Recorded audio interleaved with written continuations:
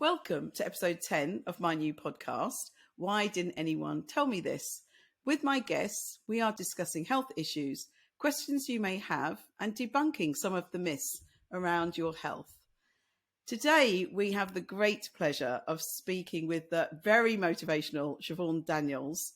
She is a pro-age campaigner and retirement rebel, which is the title of her book. Siobhan retired at age 60 from the BBC after 30 years working as a presenter, reporter and producer. She then took a very brave step and got rid of her home and her possessions and bought a motorhome. For nearly 4 years, she has been travelling Great Britain and Ireland in her van, having lots of adventures and challenging ageism. She has written a wonderful book, which I was very motivated by, I'll tell you in a moment, which aims to inspire women to have their adventures and age positively. So, hi, Siobhan. Hiya, it's so lovely to be here. And I really want to talk about your amazingly motivating book. Your aim, as we've said, was to motivate women to lead their best lives, which is also one of my mantras. And I must tell everybody that after the first few pages, you motivated me. And I've always wanted a camper van. I'm sure many of our listeners have always wanted to have this freedom of having a camper van, but I did it. So we're now we're recording this in March. And I am very sure I wouldn't quite have done it without reading your book. I started reading around Christmas, and then on my vision board, I put a picture of a big car that I was going to use. And it's a mini camper. I'm using it as my stepping stone. I'm learning so much already. And I am aiming to get a van that I'm going to convert in a few years. And already I feel I've set myself free. So That's I really I wanted to start by thanking you. It is. I've learned a lot already. But before we talk about your wonderful book, tell me about your journey to becoming retirement rebel. Oh, gosh. It's been a long journey. It kind of started when I was working in my mid-50s. I was just feeling generally overwhelmed with life. I've got a brother who died at 53 from lung cancer, a sister who died at 53 from lung cancer. I had to have a hysterectomy because of precancerous cells. I was feeling very marginalized at work. I felt ageism was in play and I felt bullied. I just felt really unhappy with life. And one particular day, I talk about it at the very start of my book, as you'll know, running into the toilet at work and just bursting into floods of tears and looking at myself and knowing in that moment that I was just broken. I just did not want to carry on living the way that I was living. And I just remember thinking, I need to find another way of living. This is destroying me. Hadn't a clue what I was going to do, how I was going to do it, but it sowed a seed in my head. And then for the next few years, all sorts of things happened and I struggled through. But in the back of my mind, I kept trying to work out how I could retire at 60 and be able to find my happy place. And then one morning, goodness knows why, because I'd never holidayed in one and never driven one, the idea of a motorhome popped into my head. And I just got really excited and thought, that's the answer. I'd just get rid of my home, because I was also disillusioned with how everybody was going out working long hours, earning lots of money to buy lots of stuff, including me. I was working 10-hour days and filling my home with beautiful things and doing dinner parties, but it was stopping me from living properly and stopping me from being happy. So I thought, get rid of all my stuff, get rid of my home, buy a motorhome and hit the road. And I was telling everybody at work who'd listened that's what I was going to do. And they didn't believe me for a moment. But as it approached 60 and I was going to retire, they were going, oh my goodness, you're going to do this, aren't you?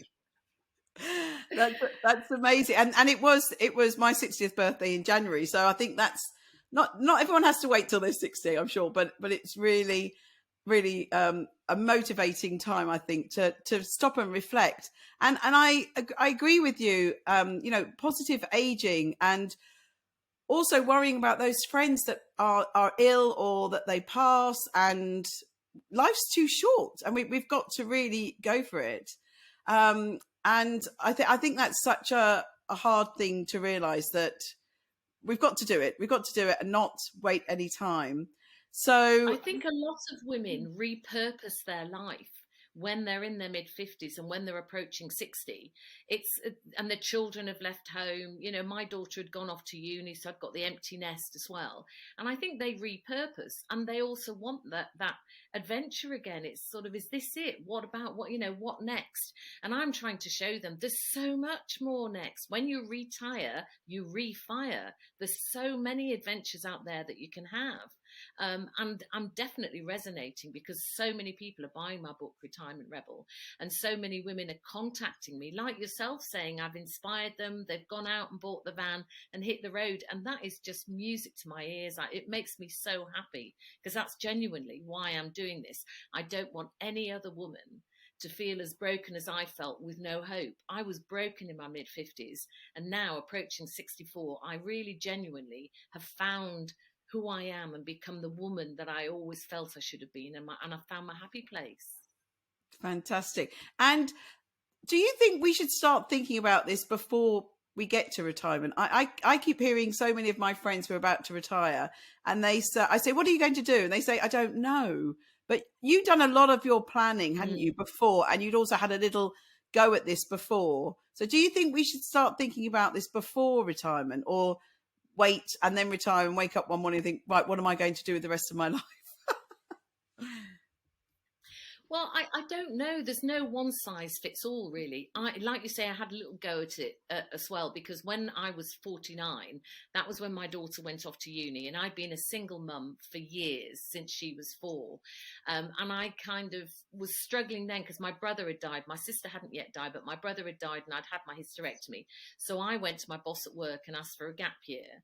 And I had a gap year, and I did like any sensible 49-year-old woman would do. I got myself a round the world ticket, packed a rucksack, and backpacked solo around the world for a year. But that introduced me to that feeling of agelessness and adventure, and reignited in me all kinds of feelings that I'd had when I traveled around India and Nepal and various things when I was younger. It just reignited those feelings and that lust for adventure. So I wanted to find some way of doing that in later life. And then as life overwhelmed me, I wanted to do it sooner rather than later. So that's how it happened to me. And I didn't really plan. Life's forced me to do that. Life just forced me to take this step because I had no alternative. I felt so lost and so broken that I just needed to do something. And this has proved to be the right path that I've taken. Fantastic. And I always say, talking about positive ageism, I always say that I feel better now than when I was 18. When I was 18, I think most of us, we're worried about career and education and money, and will we get a boyfriend, and will we have children or not, and will we buy a house, and all those things we worry about. But this sense of being older, and you've ticked all those things that you felt you had to do, and now those worries have gone and you can do whatever you want. But I don't think it's a coincidence that some of the motivating women I've already interviewed on here, so we had Jessica Hepburn, we had Joe Mosley, you. We've got something in common. We're all single, and I think it is something that's really encouraged to do if you are single. I think so many people think, oh, I need to find a partner, but that freedom really can happen and I know you did have a boyfriend, didn't you, when you started, but you left him behind. I did, but he couldn't really get to grips with what I was doing. He kept saying, well, where are you going? What are you doing? And I was going, I don't know. My plan is to have no plan and to go with the flow. And that's exactly what I did do. But it's not so much being single. I know there are a lot of single women out there, and I try and help them and encourage them to face the fears. But it's also women, have your own time, have your own adventures. Your husband or your partner doesn't have to come with you anywhere.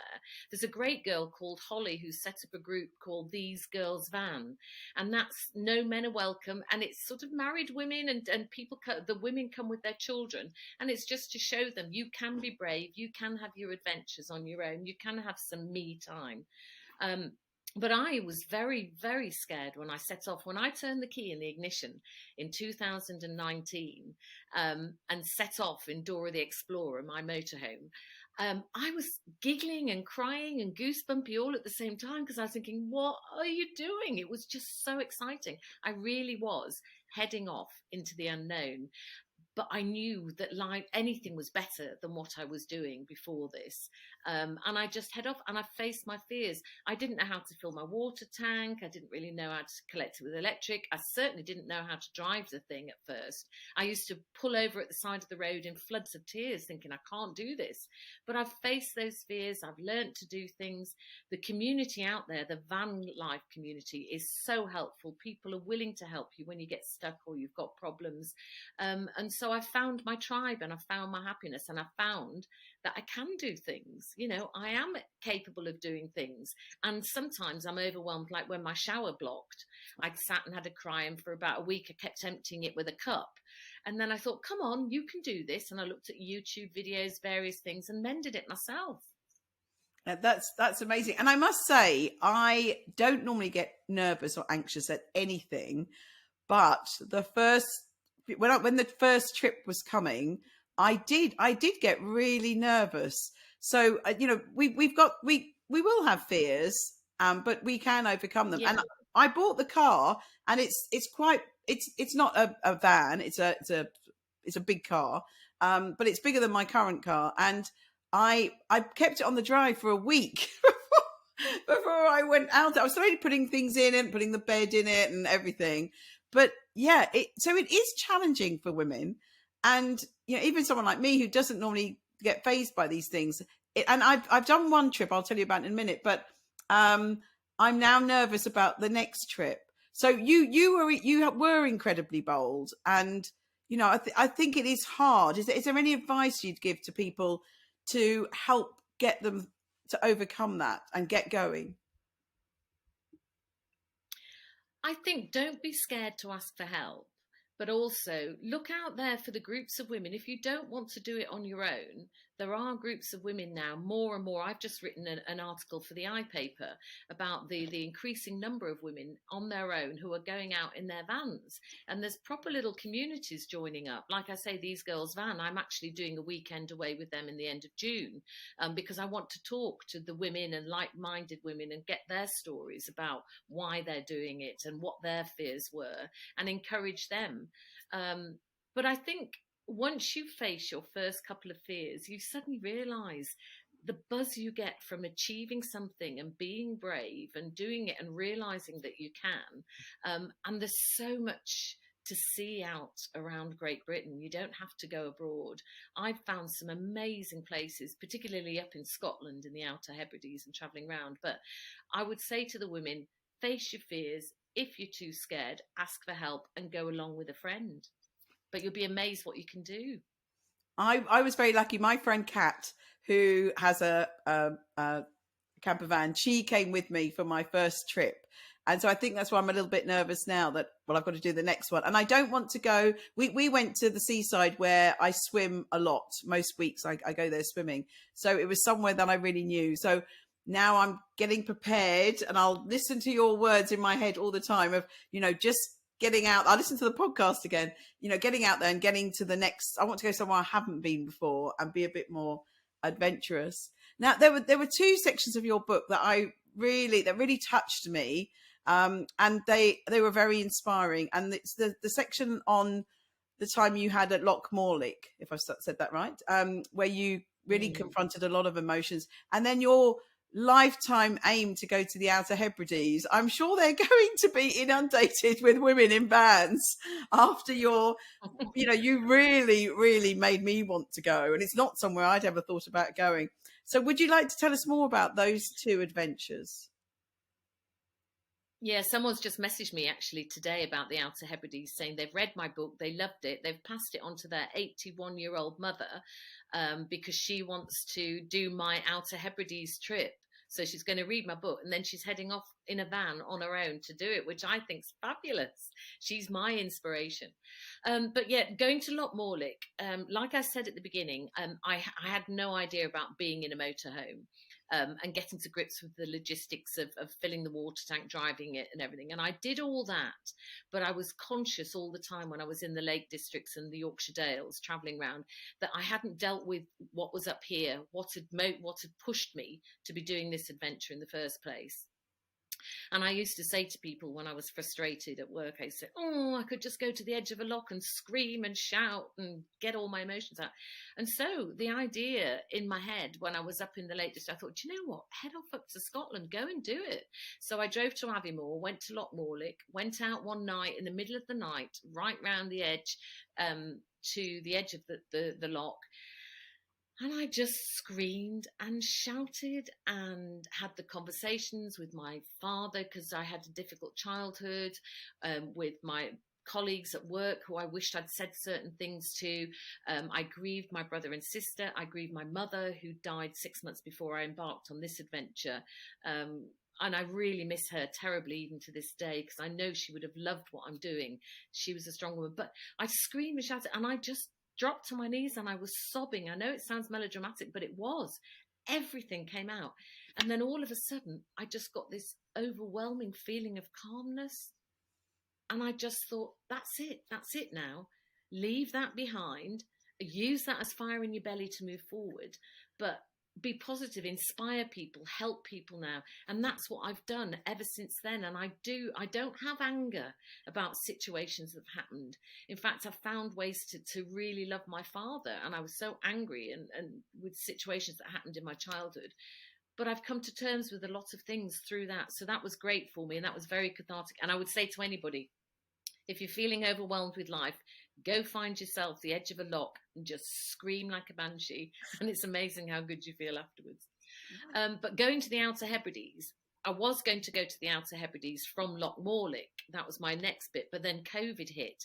So I had to drive like mad back down to England because everyone's saying go home. And so I wanted to find a safe place. And I was locked in fields for months during COVID. But I finally, at the beginning of last year, got to go to the Outer Hebrides, and that was my lifelong dream. And I got the ferry over from Oban to the Isle of Barra, and then I worked myself up all the way up the different islands on all the little ferries and going to South Uist, North Uist, Lewis and Harris, all the way up.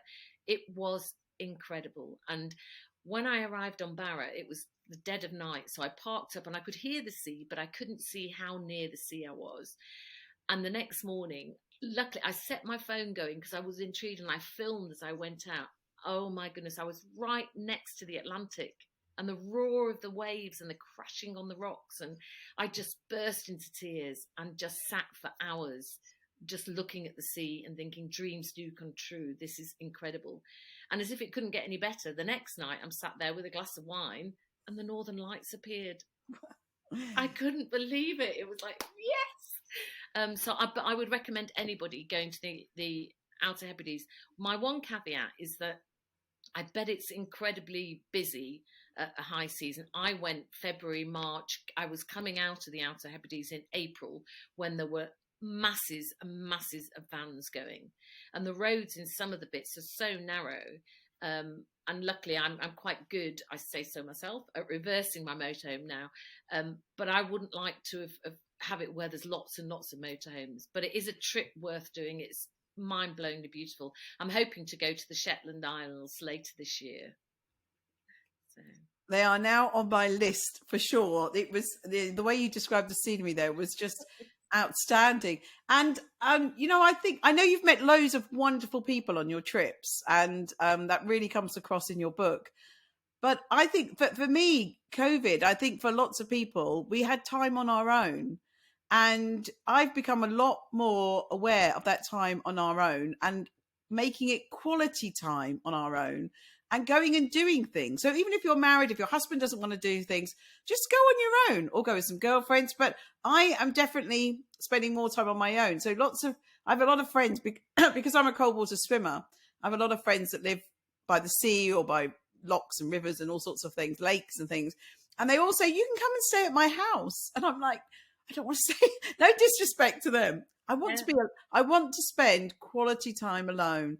I want to, as you said, wake up. There is something, there's something magical about being on your own and liking being on your own. You can be lonely. People often ask me when I give my talks about my book, do you get lonely? And I say I was more lonely in the workplace when I felt miserable and marginalized and voiceless than I am now. And I choose to be alone. And that's a big difference than being lonely. I choose to be alone and I enjoy those moments. It took me a while at the beginning to learn to be alone and to do nothing, but just enjoy my surroundings. I kept thinking I should be doing something. I'm being lazy. But I got used to, in the second lockdown, I was 5 months on my own in a field in Norfolk.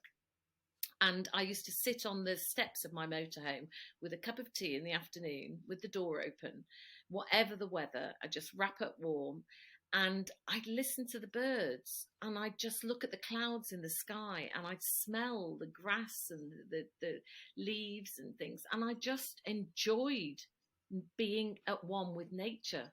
And my life had been so busy before, I'd been rushing past it. My mum's, God love her, spent years trying to teach me the birds and the trees and all sorts of flowers and things. And I never really took it in. And now I wish she was here because I see beautiful birds and want to just say to her, oh, what's that? Send her a picture and say, which one's that? What's that? And I wished I'd listened now because I'm really enjoying just being at one in nature and being alone. Yeah, it's about, I did a video I put on social media the other day. I have a hot tub in the garden. I was sitting in there and the bird song was astounding. It was just really, really unbelievable. And I just thought, I've got to video this, and I did, and it was amazing. But you said this throughout your book and today, just slowing life down and having time to think, having time to grieve. It took your trip to really finally have time, and it didn't happen straight away, did it? You had to be at that right time when you're screaming by the lock. We run around the whole time and we don't, and I don't think we can really sit and reflect unless we get to that stage on our own where we do have the space to let those other thoughts come into our mind. So I think that's really, really important for people to try and not rush around so much. Yeah, and I do think that grieving is important. I just thought I had to keep going because you do have to keep going. You have to keep working and pay your bills and earn your money. But I just know that once I'd grieved, I felt like a different person. I kept saying to my daughter before I was embarking on this trip and when I was feeling broken with life, I was saying, I want to stop pretending.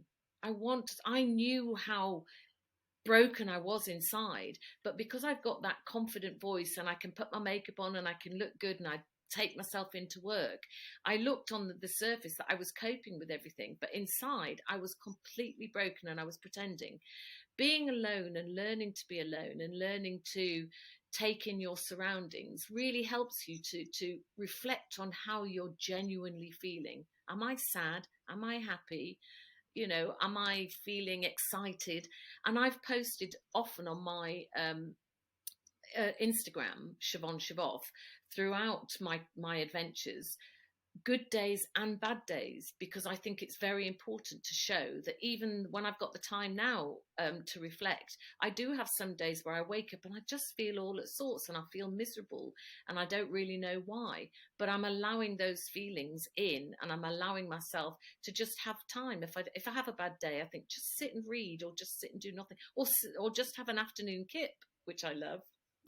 I love it too, and I never get to do it enough. So one coincidence when reading your book was the day I was doing my first trip, and mine was a wild trip. So I went and just pulled up by the beach and we just camped there. Me and my friend Kat went for a walk along the beach, and the next thing it was 11:30, and I was like, I wanted to go back to my car to read the next bit of your book. But so I was reading your book on my first trip, but it was wild camping. Brilliant. And what was the coincidence was that I read your section of your book where you first went wild camping on the morning I went wild camping. So I thought that was brilliant. And have you got any stories to share about doing it wild rather than doing it via a sort of campsite? I don't do an awful lot of wild camping because for me, often that's one step too far. So I don't do a lot. I tend to stay in the CL sites and CS sites that are affiliated to the motorhome club and the caravan and camping club. And they take a maximum of 5 vehicles and they're in lovely locations. But the times I've wild camped have been up in Scotland because that's geared to wild camping. And I wild camped in South Uist for the first time in the Outer Hebrides. And I absolutely loved it. And I posted a picture on my Instagram of the view when I opened the door in the morning. There was no internet signal, no phone signal, no nothing. I was at one with nature, and the rusty colours and the just the orangey colours of the hillside were just beautiful when I opened the door in the morning. And I just felt really, really at peace. But the Isle of Harris as well, that's incredible to wild camp. And they've got a great system where they've got certain locations allocated for wild camping in the most amazing places. Just a little bench, the rocks and the Atlantic, and an area for you to leave your motorhome. £5 for the night. You just text the council and you can wild camp. And the same in Northumberland, I found out the other day. They've got Northumberland Council, you can contact them. They've got areas, car parks. I parked just past Bamber Castle. I can't remember the area, but somewhere near there, the car park, one side of the dunes. The next morning, I got up really early, made myself a flask of coffee, climbed over the dunes and watched the most amazing sunset. And I think that cost me £15 to park there for the night. So that's as wild camping as I do, really. I've got an app that someone told me about that tells you where you can safely wild park and camp. So I'm working on it. But yeah, I think I will go to some places that are organised as well. But that's some really great advice. So I wanted to ask. I'm often on my own in those places. Yeah, I know. Yeah, I'm going to be on my own in some places. But I did a mistake. The day before I went for my first wild camp, I put it on one of the Facebook groups and then I took it down. Someone said, don't tell anyone where you're going to be if you're going to be a lone woman parked along the roadside. So I never thought about that. So again, lots to learn along the way for sure. That is very important about safety when you're going out on your own. I take lots of safety precaution measures with my alarm and use my seat belt at the front, put it round the handle of the door and then put it in so they can't open the door. I've got locks on the pedals of the motorhome and locks on the other door all over the place. I'd never tell people where I am until I've left it. I give a general area, but I never tell people. But there's all kinds of things you should consider. Safety is very important to a woman on your own, regardless of what age you are. Yeah, that's really good advice. And so we definitely want you to keep going on these wonderful adventures, and everyone needs to follow you on social media. So it's mainly Instagram. Is that right? Mainly on Instagram. Well, I've got Instagram, which is Siobhan Shivoff. I've got my website, siobhanshivoff.co.uk. I've got a blog, which is siobhanshivoff.blogspot.com. And I'm on LinkedIn and I'm on Twitter. Fantastic. And we were just saying before we started recording that you're doing lots of talks around the country, so people can catch up with you and come and meet you at some of these. So I asked all I'm walking at literary festivals, which I love. Yeah, which is great. Yeah, I hope to come and catch up with you.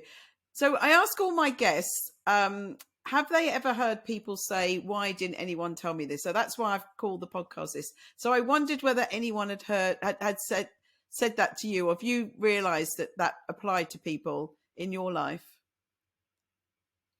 The big one for me is even though when I was nursing, I was doing my midwifery when I left, and I've delivered babies.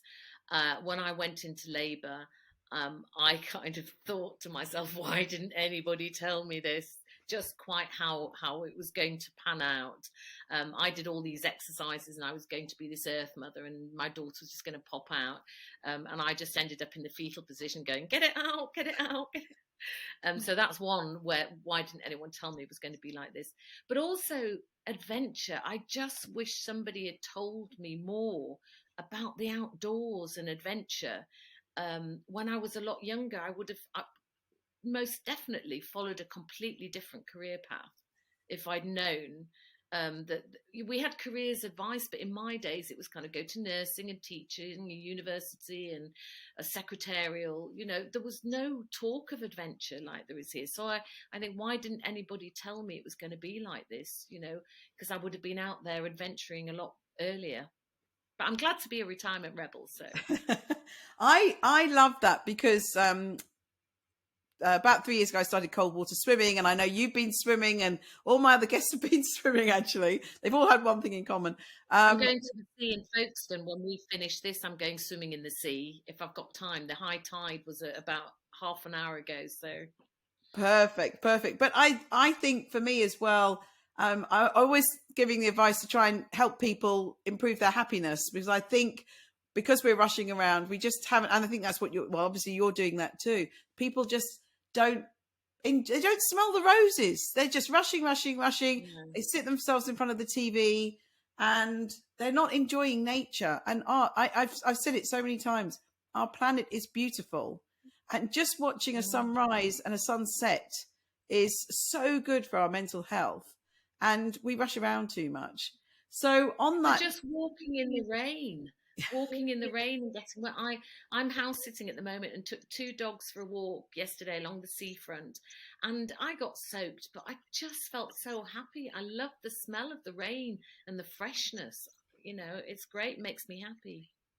And so many people, they say, oh, if we move to somewhere like Australia, we have such good weather. We have great weather. As you say, enjoy the rain, enjoy the sun, enjoy the snow. What we do have is these beautiful seasons. And that is, and the change in, we just had the equinox and everything. It's just such an amazingly different day. And having those 4 seasons in one day that we have, I think that what makes living in England so rich and amazing. Yeah, definitely. We need to enjoy it. So you are incredibly motivating. What do you think motivates you?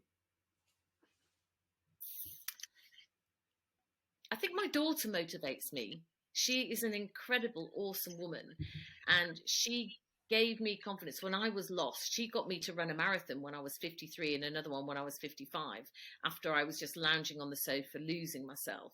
So she motivates me to do that.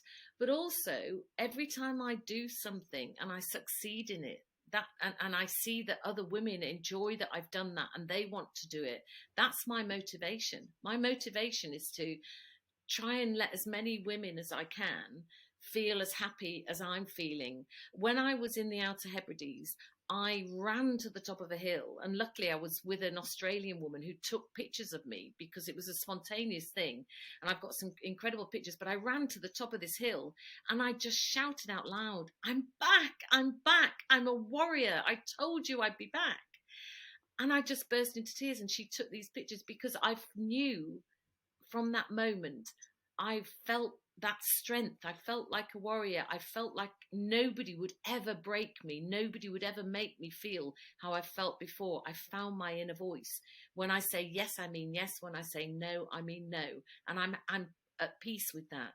And that's how I want other women to feel. And I encourage all my friends, wherever we are, to shout warrior. And we do it a lot now. Even one of my sister-in-law rings me up, and the first thing she does on the phone is go, warrior. And I want that. I want tribes of us out there to really believe in ourselves and to find our happy place. So that motivates me a lot. That's so wonderful. Honestly, I just want to give you a big hug.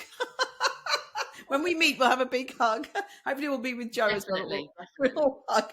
And I can't wait to hear what you're going to say, because I can tell so many things make you happy. But what makes you happy, and where is your happy place? Well, my daughter makes me happy, certainly makes me happy. My happy place is living in the moment, being with friends, having food and drink and laughter, or just being able to really connect with friends, not necessarily laughter, listen to their problems, whatever, but just my happy place is more people rather than a place, connecting and feeling that I'm connecting and having the time to connect, because I was spending a lot of time with a lot of people and doing dinner parties and partying, but not really connecting and not feeling as happy as I genuinely feel now. So I think my happy place is being with people and making people feel at ease. You are certainly doing that, Siobhan. Really, you're ticking that with a big tick. And the very final question was, what advice would you give your younger self? I think you've covered that a little bit, but maybe you'd like to expand on that. I think I'd tell my younger self, you are okay, you are enough. Don't be afraid. You're not worthless. Oh gosh, that makes me feel a bit emotional. You can do this. You're okay. You can do this, and you are valuable. You are worth it. Yeah, you are worth it. That's what I tell my younger self. That is amazing advice for everybody, no matter what age we are, even if we're our older self. Siobhan, I knew it would be wonderful to talk to you, and we could talk for hours and hours, and I really can't wait to meet you in person. So I wanted to thank you so much for being on my podcast today. Thank you. It's been my pleasure, and I'm so pleased you're getting out there in your van, and I can't wait to meet up with you and do a bit of wild camping together. We will for sure. Thank you very much.